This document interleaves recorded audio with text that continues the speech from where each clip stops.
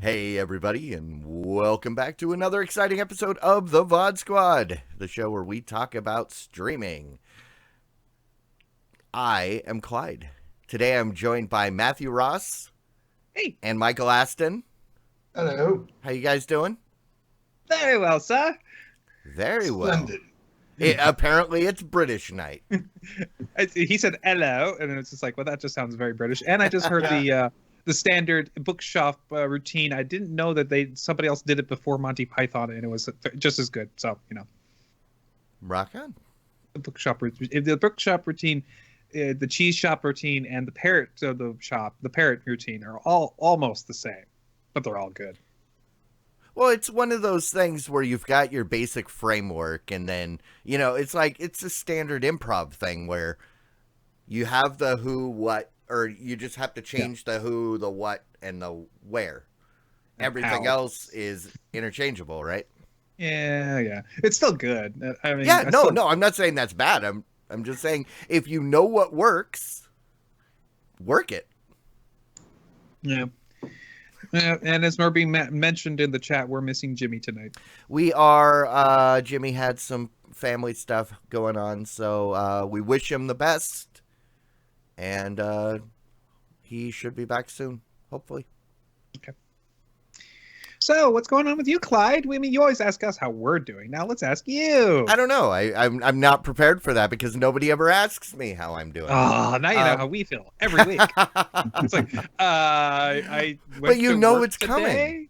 I got to see somebody fly a drone to get aerial shots of my school. That's okay. Yeah, he said. We got a guy who came out and he wants to figure out whether or not we can get a wireless signal from our school to his tower. And he said, hey, can I get an aerial shot? And I said, if you have a plane, and I got a drone. Oh, okay. Yeah. Close enough. Nice. It's a very small plane. Cool. Yeah. Well, cool. Rock on. I mean, hey, it's been a week.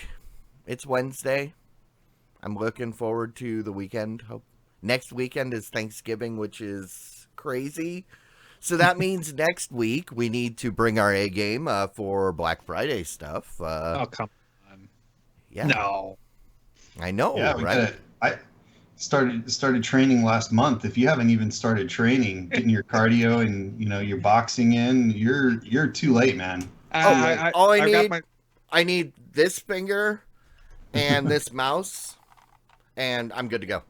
Black Friday it on. You say so. You could do the physical training thing, or you can bulk up on the armor and the weapons and that kind of stuff too. That's the other side you can do, because you can out tech them. Yep. Or you can just stay at home and go pick. Well, the thing is, by the time everybody's getting up to go to the stores, I've already done all my Black Friday because I do that at midnight before I go to bed. Yep. Now, unfortunately, Black Friday stuff starts Thursday after 6 or something. Yeah. Black Friday starts on Thursday. The Monday before, but definitely retail-wise, it starts at like noon on Thursday. Yeah. Just totally insane. But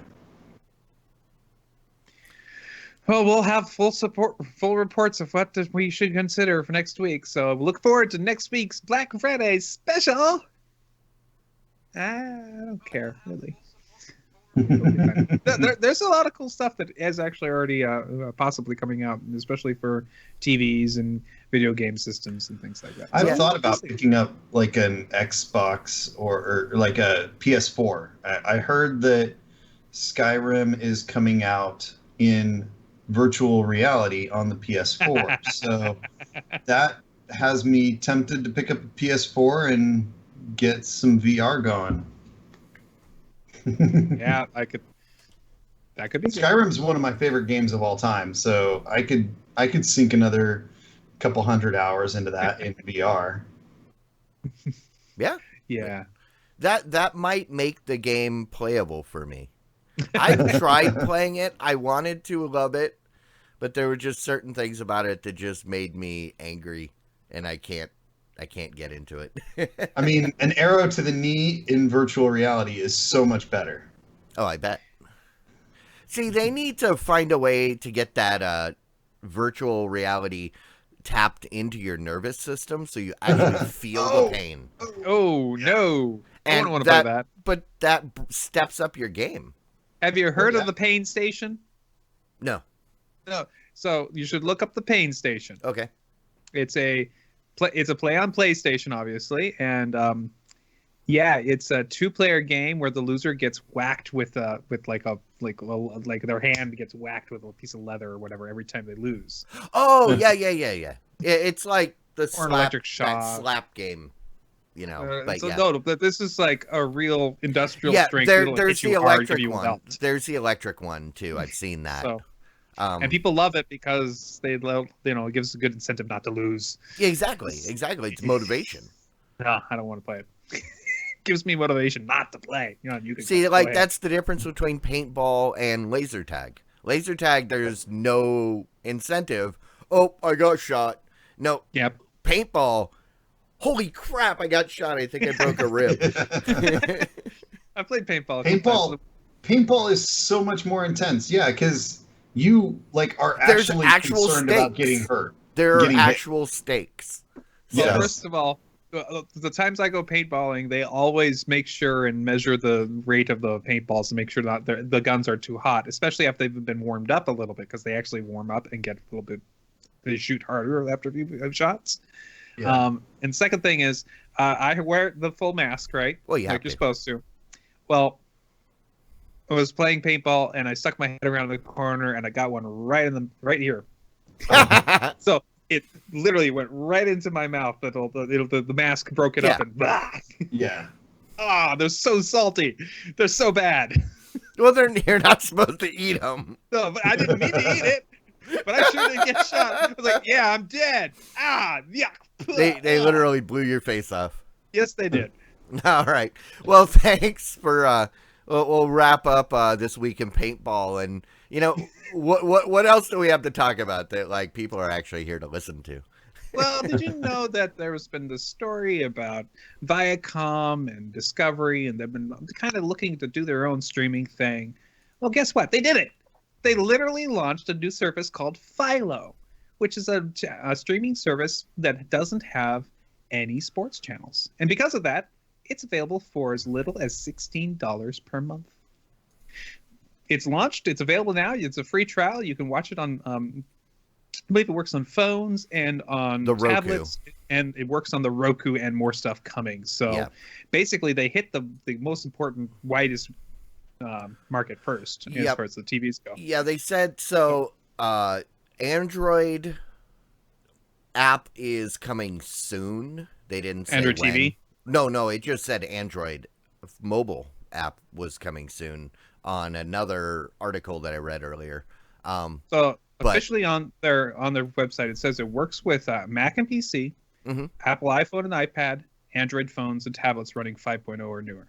Yeah, so it's out. Yeah, I thought in the article I read, I swear it said in using a browser on those devices, but an actual, but they may have faulty information. So cool. So this is a national. Anybody can get this package. It's not limited to certain areas or anything like that, and it's got almost everything you'd want if you don't want sports. You've got everything from A&E, MTV channels, and the Comedy Central channels, and you got your VH1s and Nickelodeons in here, and it's a pretty interesting mix of channels for people here. It is interesting, but the one thing I'm a little concerned about for their benefit is that they don't offer locals, right? So you get a small supplement to your existing solutions. You still need some way to watch your over-the-air stuff, and if you don't want to watch it live, then you've got to do like TiVo or something like that, or a home base or home run or whatever it is. so you've still got to find a way to get your local and stuff like that. So this really just kind of supplements your existing setup to make up for not having cable, but you still need a lot of other pieces in place. Which, when there's so many complete solutions out there, and I didn't see any talk of DVR or anything like that either. So Mm-mm. Yeah, and this is something that I would be on board with, because number one, I don't care about sports. Number two, I don't care about local anything. And so, all I care about is getting what I want for a low enough price. So, yeah. But It does have a DVR function built into it. You get 30 days of unlimited recording on it. So if you don't watch it in 30 days, obviously you miss out. But that's not bad. It was included for $16. Yeah. Jeez. Yeah. But no on demand. So none of the core channels, no ABC, CBS, Fox, anything like that. So that's what I was getting at with the no locals, was that you didn't have the, while you don't have the affiliate stuff, but you also don't have any access to those core channels that produce the majority of what is super popular. Yeah, but if you're a Hulu subscriber, you've already got it. So And a lot of these doesn't are matter. You have to have a lot of other pieces in place in order for Exactly. this to So what be this does is, viable. for me, as a cord cutter who already has Netflix and Hulu, this fills in the other pieces that are available if I were to use somebody's cable authentication. But since I don't have my own cable authentication, this would allow me to do that, get all those things for $16 a month. So, and I wonder, if you subscribe to this, could I then go to the AMC app and authenticate like I can with DirecTV Now or with Xfinity or with PlayStation View? Because then you would get the on-demand that you may not be, but you've got the DVR, so. Yeah. So, but also I'm looking at this as comparing it with my available service through YouTube TV. My YouTube TV gives me all my locals, and it gives me a lot of the channels that are missing from this. In fact, Viacom, I think, is the thing missing from YouTube TV. So this complements it perfectly. For an extra $4. No, but you have both. No, yeah, but that's what I'm saying, is it's $16 for the 37 channels.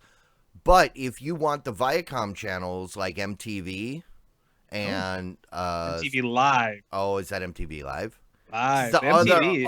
okay. MTV2. See, I read a different article about this earlier, and it's giving different information. So the only thing the extra $4 gets you is American History Channel. Bet Her, the cooking channel. Never heard of that. I can't read that one. Something America. Discovering America. I'm going to go Discovery Life, Discovery Family. Is that Logo. a Lego channel all about Legos? I think it's Logo, not Lego. Oh, but they love a just Lego do channel. art. It's like Photoshop all day. Creative people making logos for people, something like that. Yeah, and then MTV Live and Nicktoons. And Nicktoons is the only one that's like, and I suppose the cooking channel are like, I kind of would like to have those for $4. That wouldn't be bad. I don't know. I'm curious if there's commercials. There probably are. Of course there's going to be for the live broadcasting stuff. So. Yeah, so we'll see. I'm curious about this, and I might try the trial out. We'll see what happens. Oh yeah, I would say we should give this a shot at some point. Because like I said, for someone like me, this is about the closest anybody has come to yes, I'm willing to spend my money for it. I've got the DirecTV Now because of the incentives I get from AT&T. Right. I'm not willing to pay $20 a month for DirecTV Now, but I'll pay the 10. This 16, and I get those channels. Yeah, I might consider it. All right. So we're moving on. I'm going to mention the fact that I like Lord of the Rings. What? Wait, what is it? Lord of the Rings. Have you not heard about that? Is it like about jewelers? Oh, is that reality show where they like pit two jewelry companies against each other, and then they have to design, kind of like what's that diva show with RuPaul, but with jewelry? No. Oh, It's the second most popular book sold ever. the Bible? That's the first most popular Oh. book ever sold. The second most popular I thought the Book ever of sold. Mormon was the second, the sequel Nope. to the Bible. Lord of the Rings Oh. is the second most popular book ever sold. Okay. Yeah, What's it it's about? It ends up with eagles in a volcano. It's no big deal. It's no big deal. Cop out, but that's okay. So Amazon, in a desperate attempt to, and I'm only saying this jokingly, in a desperate attempt to find something that people will watch, has gotten the rights to the Lord of the Rings television show, and they intend to make a bunch of stories that are basically leading into the Lord of the Rings, the movie. And I don't know if they're gonna, how they're gonna do it. If they're gonna try to make it feel like a prequel, or just tell different stories, or tell something that just happens before, and that kind of thing. But they have gone ahead and paid a decent amount of money. How much was it? 200 million for the rights. Yep, to 200 to 250 million dollar range in order for them to get the rights to be to make this television show based on Lord of the Rings, and be able to tell the stories leading into the Lord of the Rings. 200 to 250 million range for the right. Something that I've never heard of. That seems weird. That seems steep. That's what's amazing is that they put that in perspective. According to them, that this is about what they paid, what Amazon paid for the Washington Post. Like, the whole media company. So that's pretty crazy. That's a massive amount of money. I gotta say, I kind of love this for a lot of reasons. First of all, I'm a Lord of the Rings fan. I'm not a huge fan. I had a hard time reading the books. I found them to be a little bit, the pacing wasn't to my liking. Tom Badmetal. But they are good books. There's no question about the fact that Tolkien was a brilliant writer, and he created a really masterful world here. And if you're familiar with the Lord of the Rings world, the Tolkien world, you're Middle Earth, you're aware of the fact that there is a massive amount of stuff to work from. There's tons of books, additional books and documents and papers and things that Tolkien wrote just as background and knowledge for the world to enrich the world. So this is exciting because there's tons of stuff for them to work with. Everybody, there's tons of fans, and this also gives me hope for someday maybe getting a Wheel of Time TV show or so. Good luck on that. Now just because it's like 5 times as long as any of the other fantasy series that have been translated. But go ahead. I do recognize the Tolkien name because he was the guy that bet L. Ron Hubbard that he couldn't create a religion that would be taken seriously, and apparently lost. Did he ever collect on that bet? Is that a true story? It's lore because they were good friends. They were like roommates in college, I think. This seems like an implausible story. Knowing Tolkien, that's not the kind of thing he would encourage somebody to do. No, I think it was more of L. Ron Hubbard saying, I bet I could create a religion, and him going, No, you can't. I bet you like $1 million. Yeah, you couldn't do it. That seems like a safe bet, right? You got to say that sounding like you're college drunk, though. Yeah, I bet you. But I don't know. Aren't they British? Weren't they like Brit? I don't know. I don't know what kind of accent to do. It means they're always drunk. Well, I love Lord of the Rings too, and I think that there are lots of things they could do to fill in some blanks here. I wonder if they're going to be held by the estate, which really, really wants to keep things right on the story as far as they're really protective of that story and that intellectual property. So I'm curious if how much control they have over the stories and over the shows. But I'm curious if what stories they tell. Will they go as far back as the Silmarillion, which is like ancient times, or obviously the Hobbit happened before the Lord of the Rings, but I hope they don't touch that. Although they could probably do better than the movies did. So I don't know. I'm excited. I want to see what they do. Yeah. I'm super excited about this. This is very promising. The amount of money that they are talking about, though, just boggles my mind that anybody would pay that for just the rights. It seems unlikely that they can recoup that kind of expense because they're going to have $1 million per episode production costs on top of that, and this is money they spent for just to secure that we might possibly eventually create something that could probably make it to the air. So they just basically threw away $250 million because the government was going to take it from us anyway, right? It was really Jeff's way of reducing his tax burden. And then also securing something so that he can be like, oh, you wanted to make that thing? Sorry. He's like, I've got so much money I don't know what to do with. You know what I should do is I should really screw with Lord of the Rings fans and buy the rights and just keep talking about making the show for like 5 years and then be like, no, I was just kidding, guys. People collect cars, guitars, anything under the sun. Jeff Bezos is now starting his collection of rights to very popular things that he can hold hostage and lord it around. Yeah. So so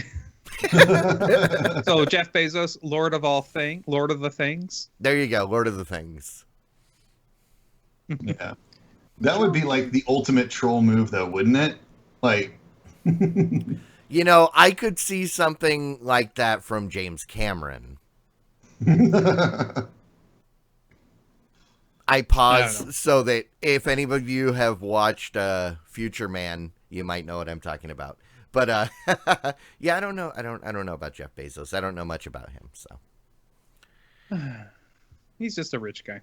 All right, we're gonna move on to another Bezos thing. Amazon has launched the Amazon Echo and voice services in Canada. You lucky Canucks can get yourselves access to one of the more popular, I think the most popular is fair to say, a voice assistant appliance, and it's for sale on now for $99 for the ordinary Echo, $49.99 for the Dot, and $169.99 for the Echo Plus, which that's in Canadian dollars too. So is that one red because it's Canadian?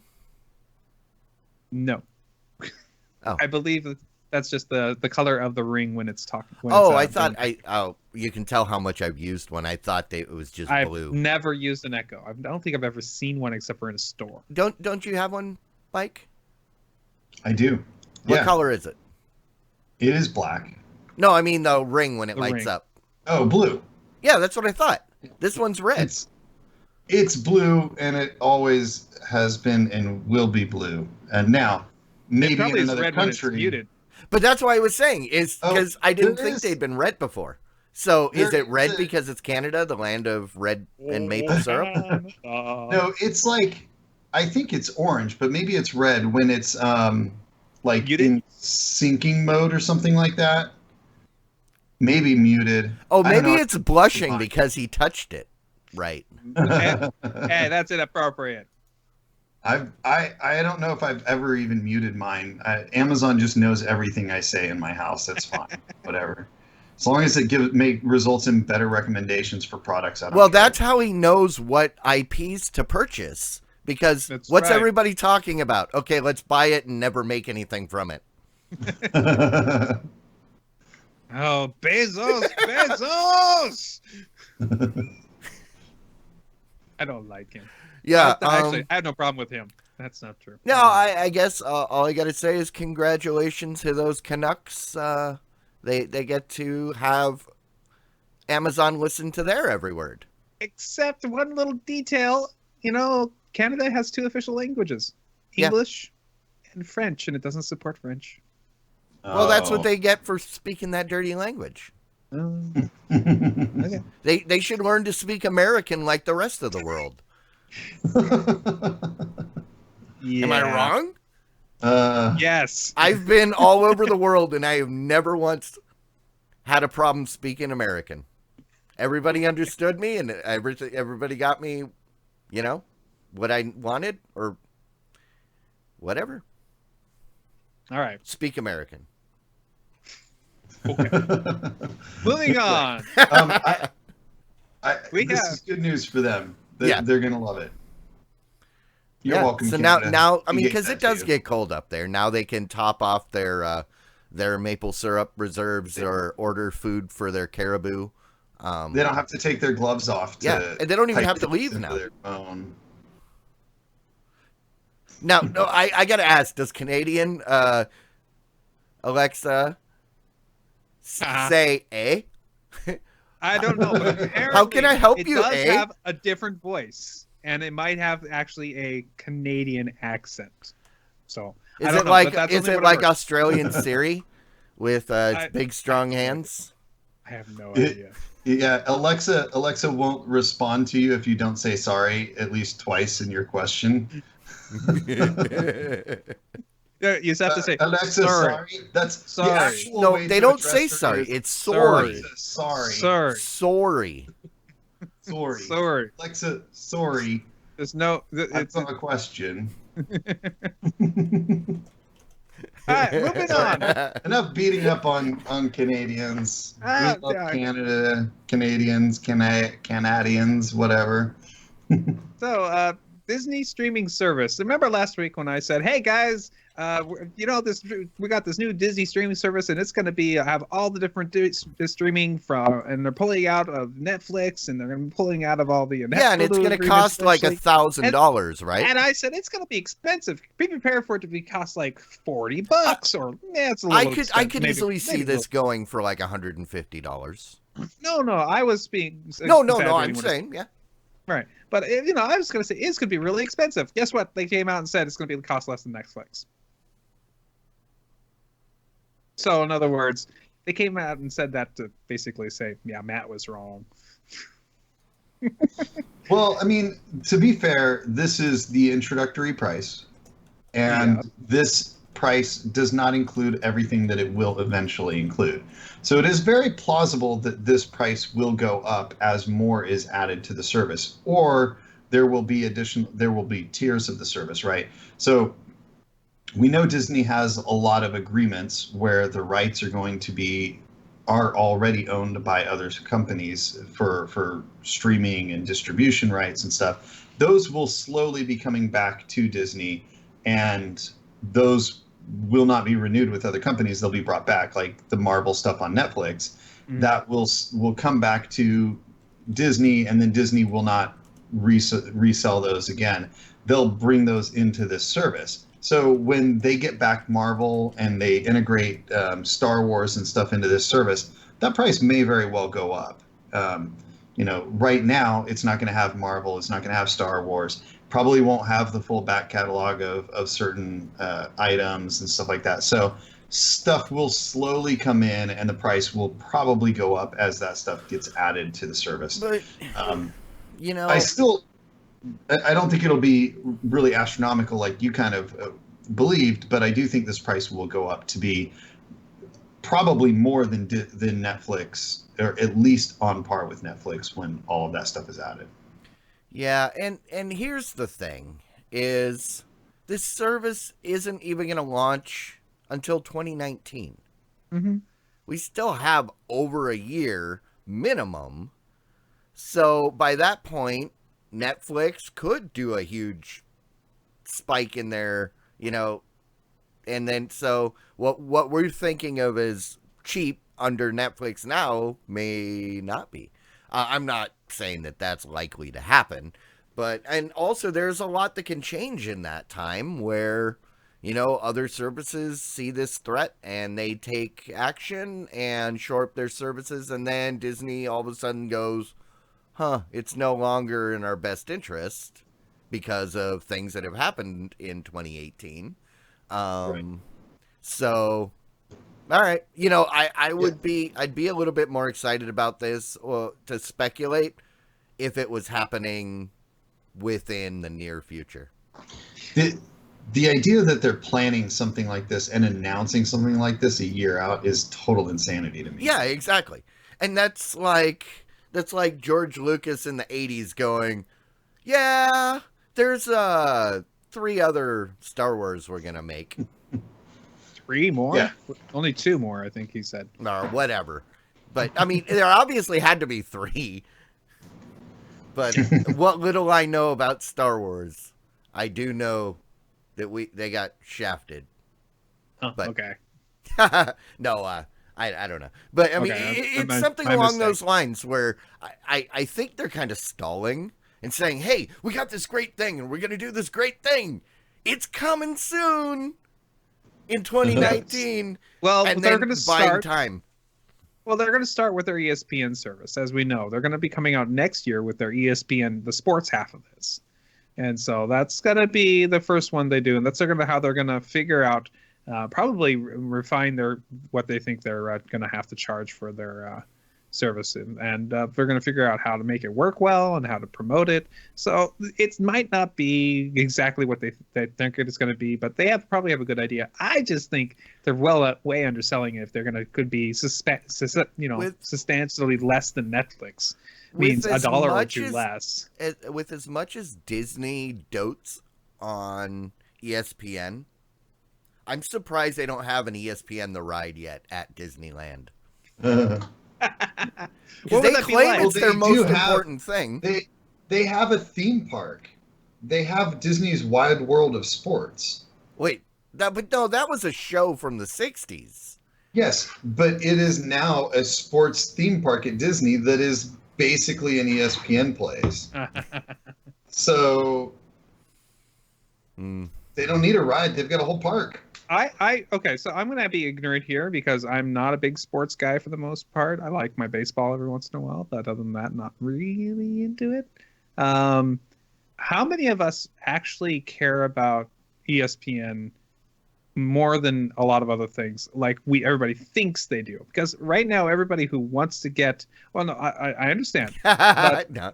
but what I'm trying to say is I think that it's been bundled in with the base package for so long that it's artificially valued now.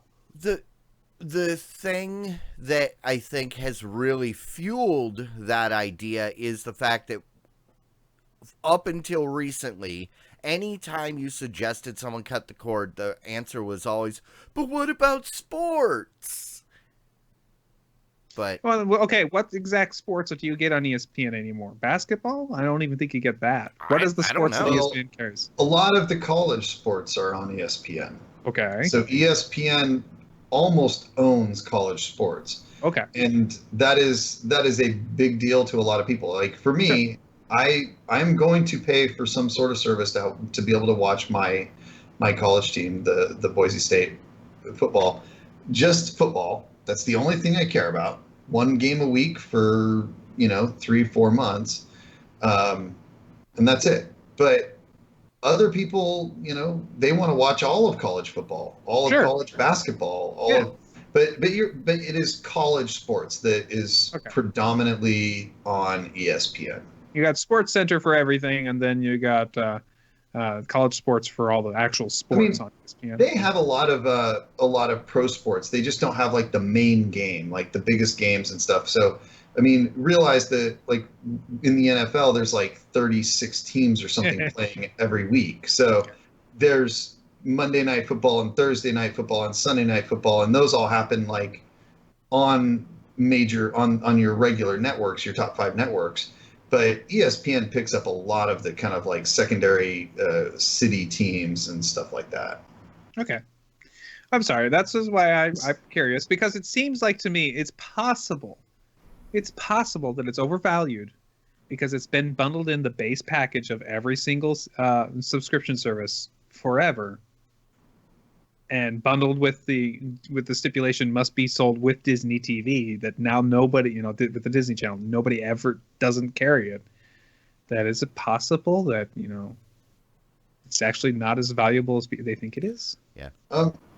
I think it probably has been overvalued, but I don't think it's by much. I think that it is something that people are willing to pay for, and will pay for by itself. Okay.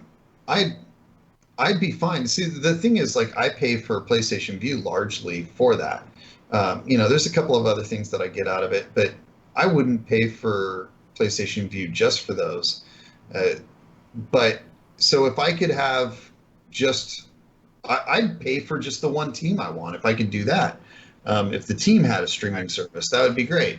And I'd pay a fair amount for each game or whatever. But okay, just curious. Yeah, and I'd like to put out there, I am not anti-sport. I am actually really into a lot of sports, but they are not carried on these so-called sports stations. What's your favorite sports you like to watch? Let's see. Top Fuel drag racing, MotoGP, surfing, snowboarding, stuff like that. Basically anything where if you make a mistake, you will die. Those are sports. Okay, so you love the Olympics then, don't you? High altitude, low, stuff like that. Hilo, if you're familiar with Hilo. Yeah, high altitude, low. Or high elevation, low opening.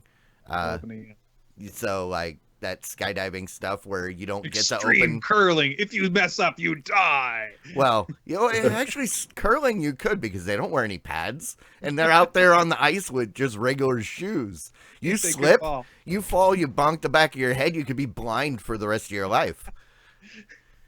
And they're Canadian, typically. But, although there is a curling club right down the street from me. There's a curling club. It's fun to watch. ESPN runs the X Games, which is, That's no. That's different, because that was like the bastardization of awesome sports. That was like the ultimate mark of selling out. Why? Because the people that do the sports want to make money? No, it's that gets complicated. It's called like subverting the culture for the companies to make money. So, and yeah. Clyde, do you really like watching the Olympics then? Because there's some really serious sports in that one. I watch some things, but I have a problem with the Olympics just in general. So I don't participate. Okay. Just curious. Again, with once they started letting pros in, it just kind of ruined the whole thing about kind of the purity of the Olympics. Interesting. Before that, I was really into it because you had a choice. You had to make a choice. Do I go pro, or do I focus? Am I in it for the money, or am I in it for the sport? The people that were in it for the sport, went to the Olympics or tried to get to the Olympics. They gave up everything. And so when you actually saw those people there, that was an achievement, as opposed to saying, hey, you've been getting paid for this for the last 10 years and you're kind of popular, so we pick you to come represent us. And yeah. Well, that's basketball. Well, and other sports too. Other sports, I'm sure. Yeah. But yeah. Sure, but definitely that's the one that pops to my mind as far as that goes. All right. So. Moving on, we have a short little story about the fact that you can now get Hulu on your Nintendo Switch. Woohoo! So this has been a long time in coming. It seems like right away, out of the box, the previous console from Nintendo, the Nintendo Wii U, had the Netflix right on it, had the Hulu on it, had got the Amazon Prime. It just had all your different streaming services right out of the gate. And this time around, it seems like it took a long time for it to come. Well, if I remember right, when they were launching this, they made a point to avoid any indication that there would ever be anything streaming on it, because I think they were afraid of overshadowing the gameplay. They wanted to get. They didn't people... want to. They didn't want to accidentally pull a Microsoft. Well, there was that. There was that, and the fact that, you know, like when the Wii U came out, did anybody care? That's true. Yeah. Well, I mean, they clearly wanted this to be first and foremost a gaming device. Yeah. And by bringing this stuff out after the product has been launched and received a fair amount of success, now they can say, oh, well, yeah, I mean, obviously it can do other stuff. It's basic. It's like, hey, you love it? Guess what? You're going to love it even more, because now you can watch Hulu if you pay Hulu. Right. Yeah. So this is the first of many to come, and a lot of people have been saying that they actually really enjoy watching the shows on the device. It has its built-in kickstand, so it's nice and easy to set up as a TV. And also the other big thing, if you don't like getting notifications while you're watching a show, you won't. Because your phone will bing at you while you're watching, and things will pop down from the top of the screen. It depends on your phone.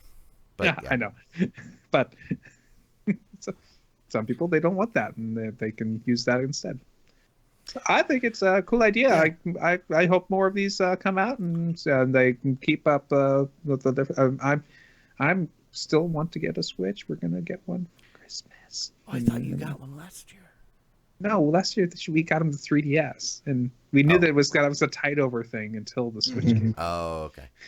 And he's been playing the heck out of it. Let me put it that way. Yeah, I thought you were already rocking that new Zelda game. I've played that on the Nintendo Wii U. Oh, you were playing on the okay. Switch. Oh, right, gotcha. And you can play Breath of the Wild on the Wii U.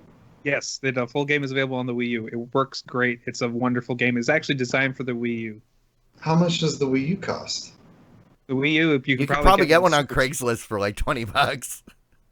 Maybe no. I really wanted to play Breath of the Wild, and I thought I was going to have to pay, $460 to do it, because the Switch is $400 and the game's $60, and so the Switch is $300, but yeah. Well, yeah, but you're not going to get the 300 version. You're going to get the 400 version, right? Like you want the dock and the. It comes with all those. It comes with the dock. It comes with both controllers and the little doggy paddle thing, and. I thought it was $399 with all of that stuff. No, it's $399 with a game and an extra controller, right? Oh, it's a second controller. Yeah, so there's all kinds of different bundles that are out there for a lot. Because for a while there, you couldn't get it on the shelves. And there is now a bundle. They have released 2 bundle deals. Basically, it's the same thing for both of them. It's a conversion of the Switch with colored controllers based on the bundle. The 2 bundles are one for there's the one red for and blue Mario Odyssey. Yeah, Mario Odyssey, which has 2 red controllers, and there's one for what's the squid game? I already forgot the name of the darn squid shooting game. Squid, yeah. Squid shooting. It's a good game. Boom or Splatoon. Splatoon. Splatoon, and that one comes with 2 with these kind of green and neon pink handles and stuff for it, and they both come with a carrying case, and that's for $379. Comes with the game, comes with the carrying case, comes with the special candles. And those are the real official bundles that you get from Nintendo. Well, all the other bundles you see online are somebody else putting some things together as a bundle and charging you more than they should, probably. Well, it was one of the official bundles at Target. It was like packaged that way. But yeah, I guess I just didn't look at it right. I thought that you paid $300 for just the Switch and the controllers, and then $400 got you. If you want to play Breath of the Wild, the Switch is an excellent choice. Go that route. If you're going to buy a Switch, go buy it on the Switch. Buy it on the Switch, because that is an amazing game. You should play it either way. And that's what I heard when it came out, and I was like going, oh, I'm gonna have to wait until next year to play this, or I can go buy the disc and play it now.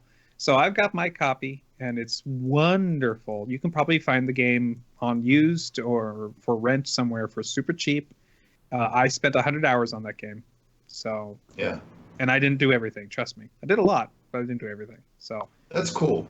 play the game; it's so good.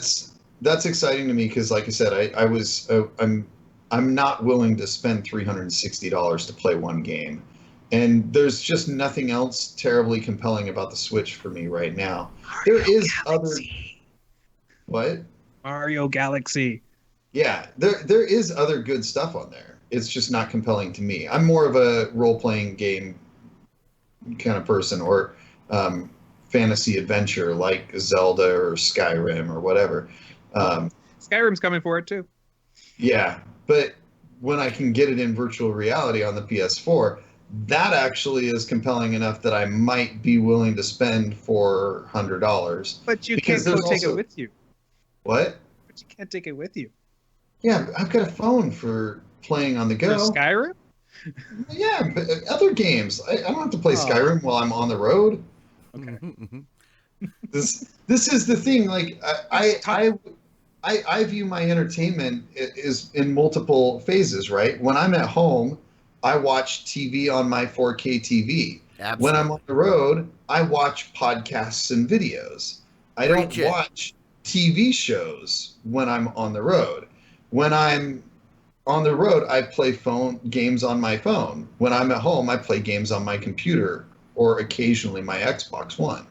I just, I play what's best for where I'm at instead of trying to find a way to shoehorn something into a different system. That's the thing about the Switch. You don't shoehorn it in. It is Well, a system. I'm still dubious at best about how well the Switch is going to work for. Skyrim's an old game, so it'll probably work fine on it. Doom's running on it. The newest version of Doom is running on it. Yeah, but yeah, I've seen the movie with no, the game, not with the Rock Johnson. I'm. If that was on it, nobody would buy the Switch. You're like, ew. Oh. I'm just used to playing things on a PC with a really nice graphics card, and I want my graphics to be 34-inch on my 34-inch screen and perfect. Okay. I want to be able to play all the games everywhere I go. I want to be able to lay down and relax and play. And I want the games that are available for, something that I could play with friends and with my son. And the Switch does all those things. So I'm excited. Yeah. See, Okay. I'm in this. I'm still in that same boat as Michael, where not wanting to spend a bunch of money just so you can play one game. Because I have that one Star Ocean game that I really want to play, but it's for the PS4, and there's absolutely nothing else on the PS4 that even interests me. So I'm like, crap. Well, you should be able to buy an original PS4 for pretty cheap. I'm waiting. People are still wanting ridiculous money. And okay, I can get a working original Xbox One for a little over $100 now, and it's like. Yeah. That's a thought. That's cheap for that system, and I know it's not the best, but it'll play all the games. No, exactly. So I was like, I've even been looking at broken ones that I can fix, because then I can get one of those for like less than $100. The disk drive doesn't work. I'm going to download all the games. Well, there you go. No, the biggest thing is the first generation of PS4s had a problem with their HDMI jack. So you have to flow it, desolder it from the motherboard, and just solder a new jack on. But there's 27 pins, and you have to flow it. But so I'm like, I don't have a good heat gun. Otherwise, I would have already done that. Oh, okay. All right. Well, I guess that's about it. The one thing I was gonna say about this is I'm surprised it's Hulu. I would have expected it to be like a Netflix or Amazon. But the fact that it was Hulu, I went, okay, rock on. And I'm happy because I still really like Hulu. So that's my number one still. I am surprised it's Hulu just because Hulu is failing at all things in my mind right now. Really? Shall we switch to rants and raves? Yeah.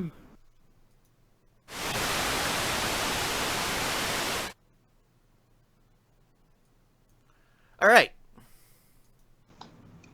So my rant is Hulu. I just canceled my Hulu Live subscription. Oh, Um, I there is one more game that I will watch right before I leave, and or maybe I'm totally wrong. Maybe it's one more game that I just watched, the last game on Hulu Live, and I wow, that service is just not.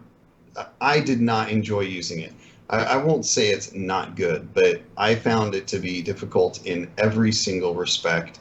I didn't like anything about it. It is it is like as good as PlayStation View is, in my opinion, is how bad Hulu is. Everything PlayStation View does right, Hulu does wrong.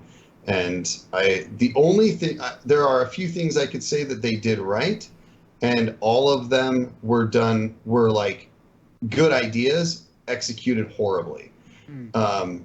They do a feature which lets you like look at your team and see like all the upcoming shows for your team, but it's like it disappears. The menu on the thing disappears and changes. So the only thing I've ever watched on Hulu Live is college football for Boise State.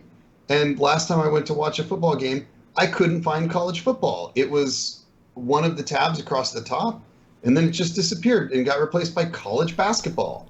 And I'm like, I've never That's watched basketball. Why did you take football away? That's been my complaint about Netflix for going on a couple years now, where when you go in there, you expect your queue to be in a certain place. Sometimes it's all the way at the very bottom. Hmm. And I should not have, when I get in, I should not have to hunt around for the things that I stored specifically to watch at a later date, you know? Right. No, Yeah, moving stuff is bad. I agree. Yeah, well, especially when it's like you expect a company in this day and age to use intelligent algorithms to determine what it should show.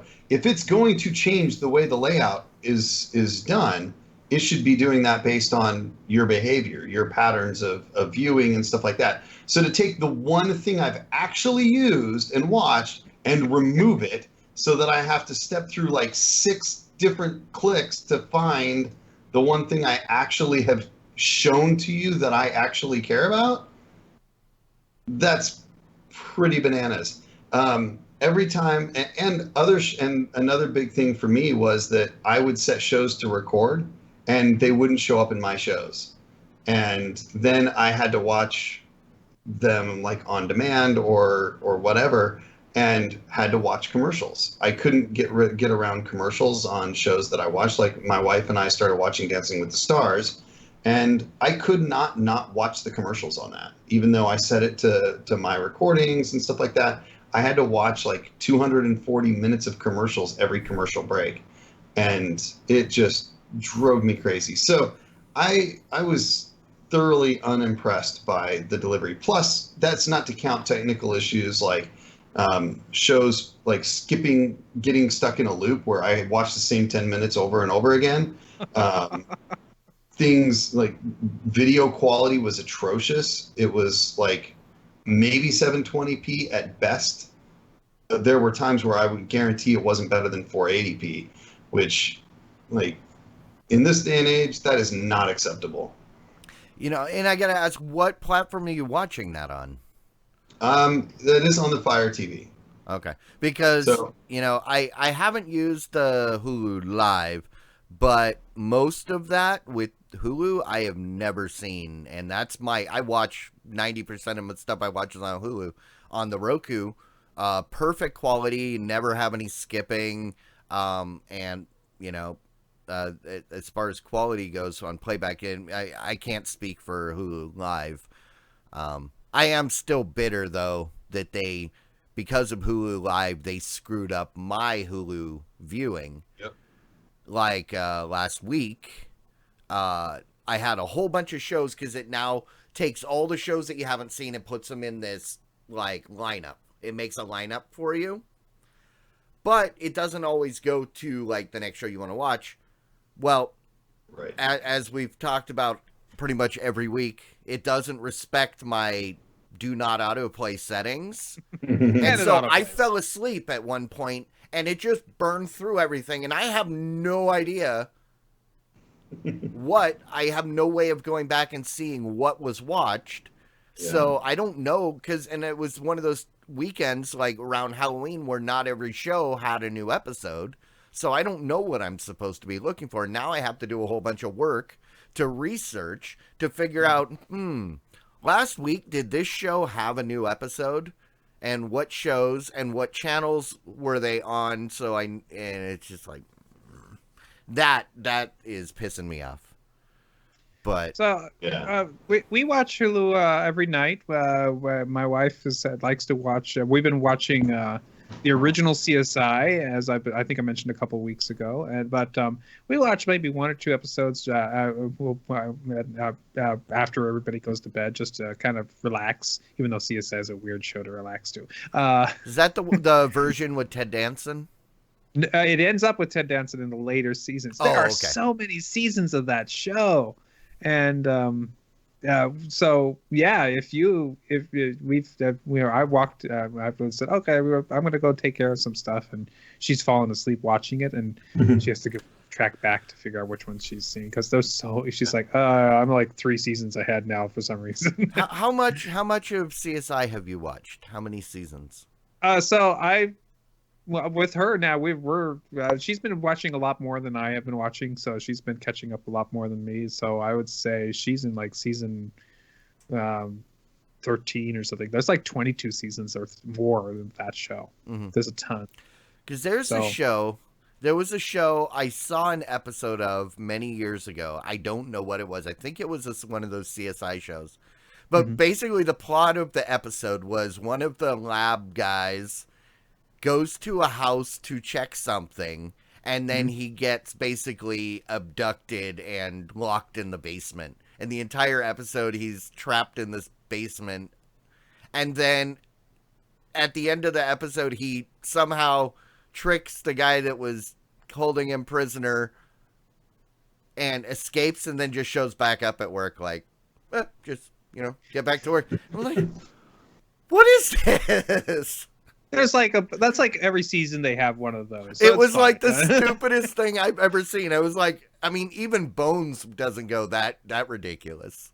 Bones, they would have been like actually actively searching for the person, right? Nope. It was like the people didn't even know he was missing and he'd been abducted, and there was like somebody else in the basement that was had been trapped down there for years, and it was so stupid. If anybody knows what show that was,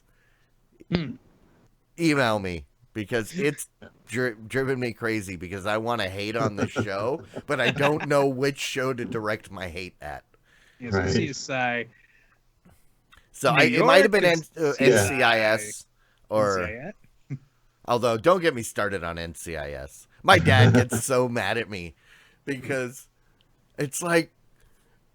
I'm like, I was in the Navy.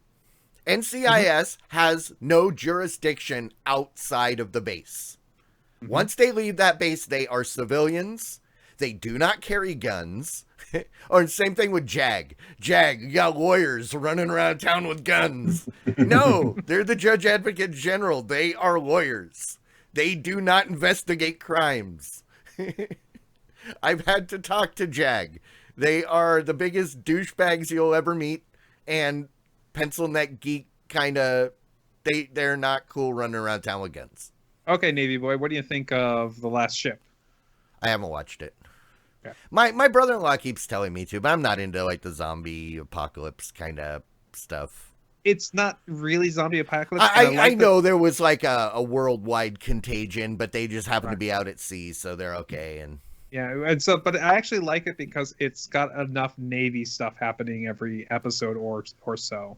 Yeah, that's nice. They filmed a few episodes of Pensacola Wings of Gold on my ship in San Diego. Pensacola my ass, but yeah, no, I got a little bit of experience with that, but Okay. that drives me crazy. That wasn't my real rant. My real rant, though, or a rave, comes on the heels of what you're talking about with Hulu, because Hulu has a new show that I have been waiting for, hoping it was going to be great, called Future Man. And oh my God, I think that is my new favorite show. Future Man, huh? Future Man. It was like written and produced by Seth Rogen or somebody else, and it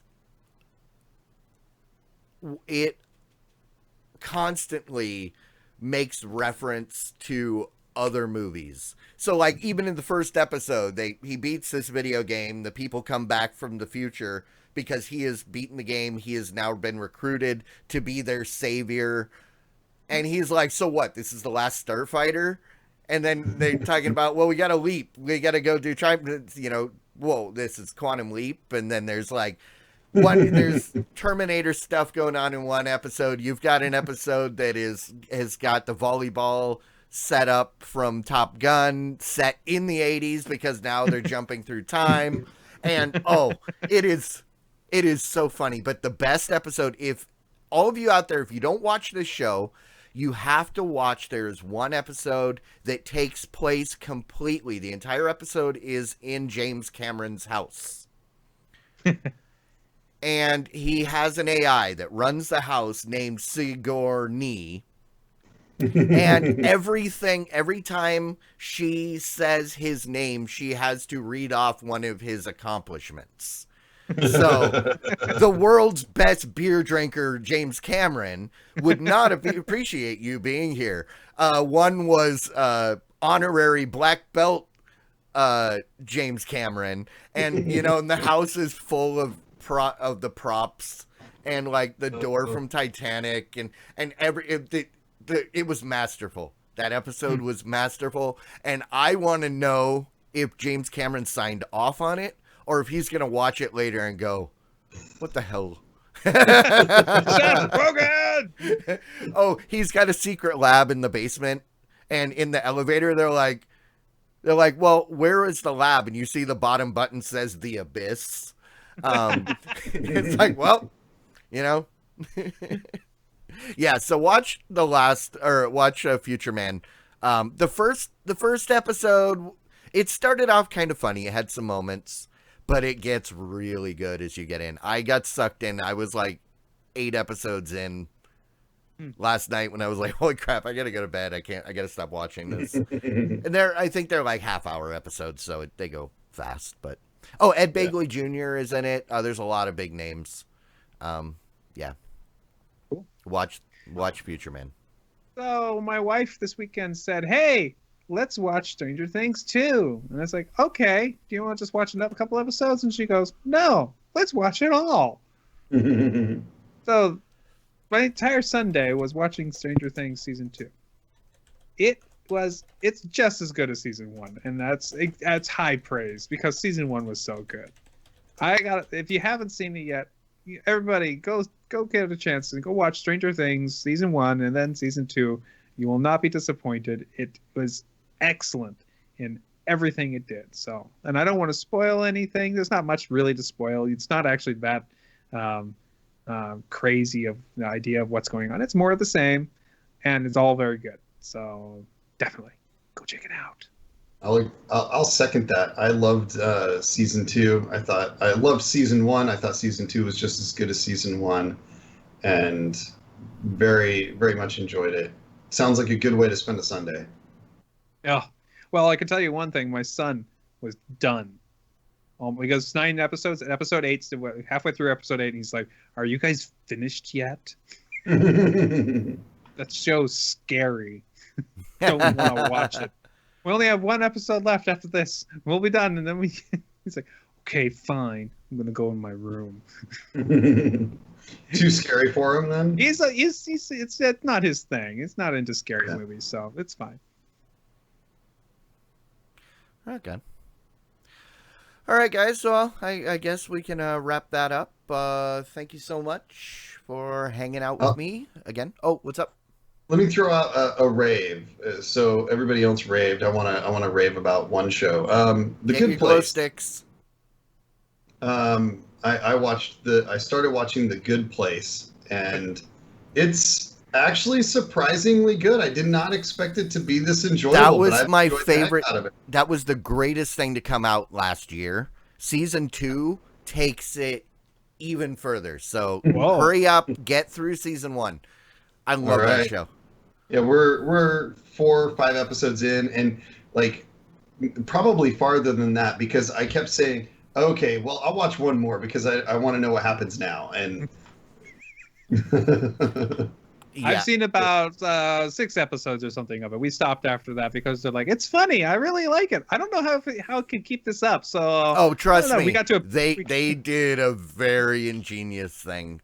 so we Yeah. we were like, what do you want to? I don't know if we watch that. Oh, well, I don't know. We'll see. They're not going to be able to keep this up. This is good, but I don't think they're going to be able to keep it up. If they've kept it up and they're on to a second season, good on them. I might pick it back Yeah, up later. season 2 picked up and ran with it. And because they ended season 1 on a very good note, and season 2 picked it up, ran with it, and they're going strong. That's one of the shows I look forward to every week. I'm so glad, and I love Ted Danson in that kind of role, where he can be silly and kind of grumpy, a la Becker, or back to Cheers.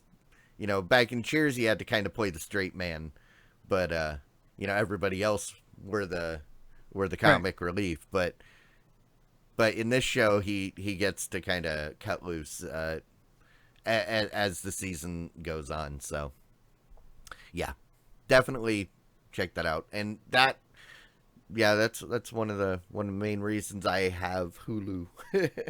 That and Brooklyn Nine-Nine. Brooklyn Nine-Nine's still good. All right. All right. Well, I guess with that out of the way, we will wrap this up. Just so you guys know, the next movie party is this Saturday. We will be watching a movie called Thanksgiving about a turkey that kills a bunch of college students, as well as The Ghost in the Invisible Bikini, which in watching the trailer, I don't know how I never watched this, because this is obviously one of the beach movies of the late 60s. It's featuring Boris Karloff, Nancy Sinatra, Harvey Lembeck plays a big part. If you don't know who Harvey Lembeck is, you haven't seen any of the beach movies.